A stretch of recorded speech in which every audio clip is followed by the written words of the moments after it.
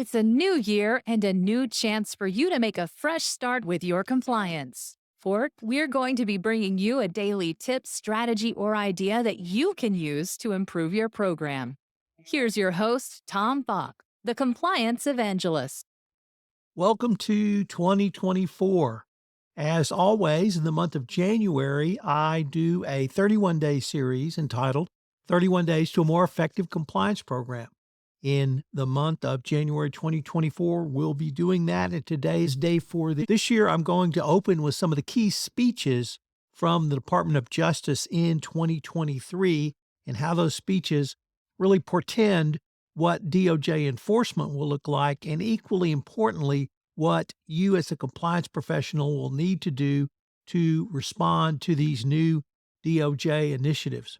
While there were, of course, multiple FCPA enforcement actions from 2023, I really think these speeches from the Department of Justice portend where the DOJ is going with enforcement and give us greater insight to what their expectations were going to be.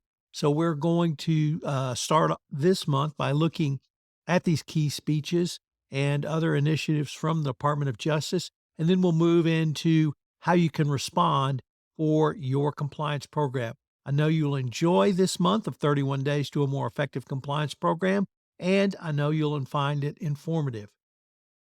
Day 4, the March 2023 Lisa Monaco speech.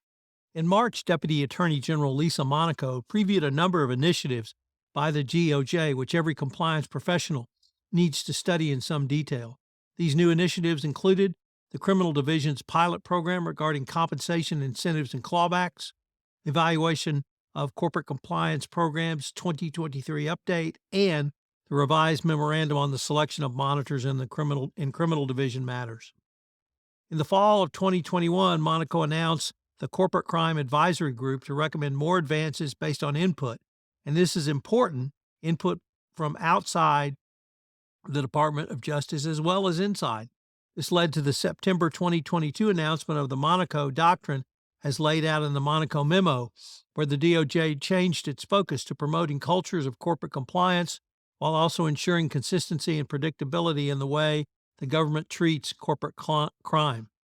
Her goal was to empower citizens and companies to do the right thing by investing in compliance, in culture, and in good corporate citizenship, while at the same time empowering our prosecutors to hold accountable those who do not follow the law. At the end of the day, perhaps the most significant pronouncement from Monaco was the following. In today's complex and uncertain very uncertain, quite frankly, geopolitical environment, corporate crime and national security are overlapping to a degree never seen before, and the department is retooling to meet that challenge. This fits with the Biden administration's strategy on combating corruption, which has elevated the fight against bribery and corruption through enforcement of laws such as the FCPA to a national security issue. Of course, the Biden DOJ has several times in the past said that sanctions are the new FCPA, and Monaco reiterated that in her speech. Monaco set the tone by identifying 5 general areas of DOJ focus: inspiring a culture of compliance, voluntary self-disclosure, promoting compliance through compensation and clawback programs, resource commitments to corporate criminal enforcement, and individual accountability. The Monaco Memo emphasized the department's commitment to finding the right incentives to promote and support a culture of corporate compliance. Monaco hoped to do so by creating 2 new areas of focus, in addition to those laid out in the FCPA Resource Guide, the 2017 Evaluation of Corporate Compliance Programs and its 2020 update, and CCO certification.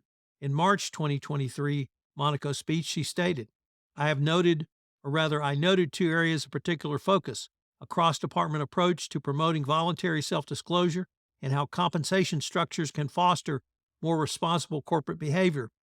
We want companies to step up and own when they discover misconduct and to use compensation system to align their executives' financial interests with companies' interests and good corporate citizenship. Number 2, voluntary self-disclosure.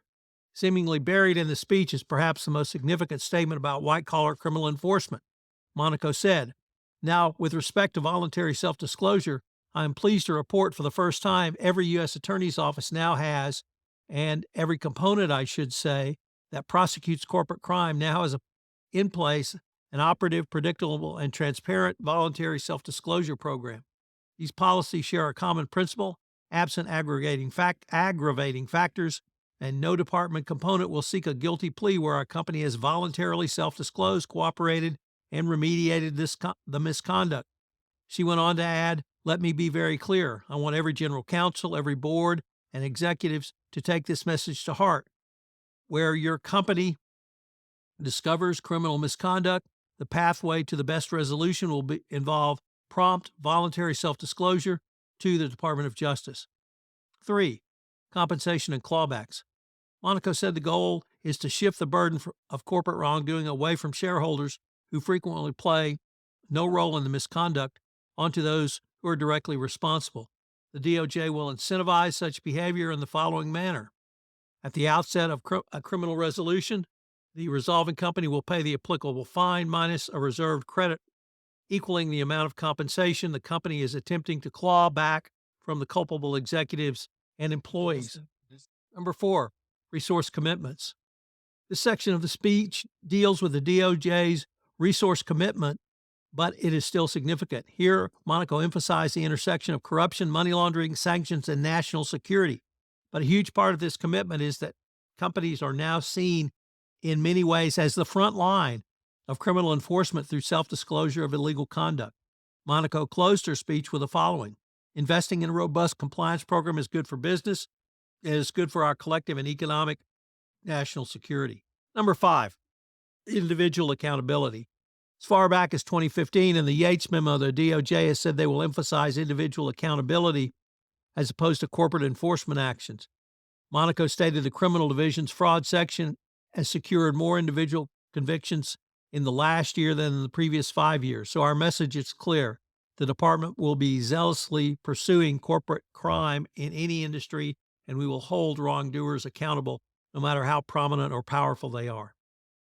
So what are today's 3 key takeaways? Number 1, a culture of compliance continues to be the most important component of an overall DOJ review. Number 2, notwithstanding the foregoing, self-disclosure will be the number 1 factor for reducing a potential fine and penalty and moving towards a declination. And number 3, in 2024, expect more individual accountability. Hope you'll join us tomorrow on day 5, where we look at a speech by Kenneth Polite on financial incentives and consequence management. For listening to this episode of 31 Days to a More Effective Compliance Program. 31 Days to a More Effective Compliance Program is a part of the Compliance Podcast Network.